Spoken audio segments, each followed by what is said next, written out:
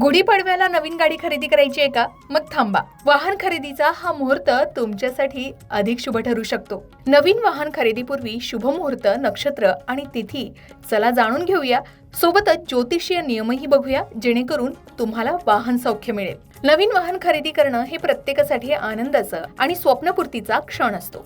हे वाहन आपल्याला दीर्घकाळ साथ द्यावे आणि सुरक्षित प्रवास घडावा, यासाठी ज्योतिषशास्त्रात काही विशेष तिथी, वार आणि नक्षत्रांचा उल्लेख केला आहे.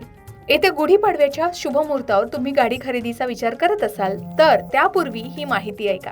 वाहन खरेदीसाठी शुभ वार कोणता? तर वाहन खरेदीसाठी आठवड्यातील काही दिवस अत्यंत शुभ मानले जातात. सोमवार, बुधवार, गुरुवार आणि शुक्रवार हे 4 दिवस वाहन खरेदीसाठी सर्वोत्तम असतात, कारण हे दिवस चंद्राच्या आणि गुरुच्या प्रभावाखाली असल्यानं प्रवासात सुख मिळतं. रविवारी वाहन खरेदी करणं शुभ मानलं जातं, कारण सूर्य हा ऊर्जेचा कारक आहे. शक्यतो शनिवारी वाहन खरेदी करणं टाळावं, कारण शनी हा लोखंडाचा कारक असला तरी वाहनाशी संबंधित अपघाताच्या भीतीनं अनेक जण हा वार टाळतात. तसेच मंगळवारी देखील नवीन वाहन घरी आणणं शुभ मानलं जात नाही. तर वाहन खरेदीसाठी या शुभ वाराचं पालन आवर्जून करावं. आता नक्षत्राचा विचार केला तर कोणते नक्षत्र शुभ असेल? तर नक्षत्र हे मुहूर्ताचा अत्यंत महत्त्वाचा भाग आहे. काही नक्षत्र हे वाहन खरेदीसाठी अत्यंत फलदायी ठरू शकतात, जसे अश्विनी, रोहिणी, पुनर्वसू, पुष्य, हस्त, चित्रा, स्वामी, श्रवण, धनिष्ठा, शततारका आणि रेवती. यापैकी पुष्य नक्षत्र हे सर्व कार्यासाठी अमृत मानले जाते. त्यामुळे या दिवशी वाहन खरेदी करणं सर्वात उत्तम ठरतं. आता कोणत्या तिथीला जास्त प्राधान्य द्यावं? तर 1, 2, 5, 6, 8, 10, 11, 13 आणि 15 या तिथींना नवीन कामाची सुरुवात करणं आणि नवीन वस्तू खरेदी करून घरी आणणं लाभदायक ठरतं. आता वर्ज्य तिथी कोणत्या? तर चतुर्थी, नवमी आणि चतुर्दशी या रिक्त तिथी आहेत. या दिवशी वाहन खरेदी करणं टाळावं. तसेच अमावस्येला चुकूनही नवीन वाहन घरी आणू नये असं सांगितलं जातं. आता ज्योतिषशास्त्रानुसार जेव्हा आपण एखादी कायमस्वरूपी टिकणारी वस्तू घेतो तेव्हा स्थिर लग्न महत्त्वाचं असतं, ज्यात वृषभ, सिंह, वृश्चिक, कुंभ या राशीचा समावेश आहे. या काळात घेतलेली वस्तू आपल्याकडे दीर्घकाळ टिकते आणि लाभ देते असं म्हणतात. आता केवळ मुहूर्तच नाही तर आपल्या राशीनुसार वाहनाचा रंग निवडल्यास सकारात्मकता वाढते असंही सांगितलं जातं. जसे मेष राशीसाठी लाल रंग, वृषभ राशीसाठी पांढरा किंवा निळा रंग शुभ मानला जातो. तर ज्योतिष तज्ञांचा सल्ला घेऊन आपण वाहनाचा रंग निवडू शकता. शिवाय आपल्या राशीनुसार आपण वाहनाचा रंग निवडू शकता. वाहन खरेदी करताना मात्र काही सोपे उपाय तुम्ही करावे. जसे नवीन वाहन शोरूम मधून बाहेर काढण्यापूर्वी किंवा घरी आणल्यावर त्याची विधिवत पूजा करावी. वाहनाच्या समोर नारळ वाढवून विघ्नहर्ता गणपतीचं स्मरण करावं. तसेच वाहनाच्या बोनेटवर कुंकवानं किंवा शेंदुरानं स्वास्तिक चिन्ह काढावं, जे संरक्षणाचं प्रतीक आहे. तर वाहन खरेदी केल्यानंतर हे काही साधे सोपे उपाय आहेत जे आपण घरच्या घरी करू शकता. अगदी काहीही जमलं नाही तर वाहनाची पूजा करावी, नारळ वाढवावं आणि स्वास्तिक चिन्ह आवर्जून काढावं. तर लवकरच गुढीपाडवा येत आहे.